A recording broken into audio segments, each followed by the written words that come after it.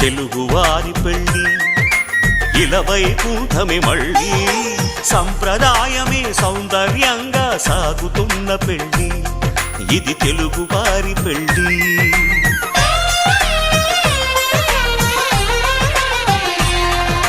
తెలుగువారి పెళ్ళి ఇలవైకుంఠమే మళ్ళీ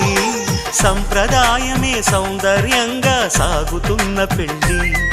ఇది తెలుగువారి పెళ్ళి ఒకరికి ఒకరని అనుకుంటే అదే నిశ్చితార్థం ఆ నిర్ణయానికి తలవంచడమే పెళ్ళి అంతరార్థం శతమానం భవతి అంటుంది శ్రావణ మాసం శ్రావణ మాసం శ్రావణ మాసం తెలుగువారి పెళ్ళి ఇలవైకుంఠమే మళ్ళీ సంప్రదాయమే సౌందర్యంగా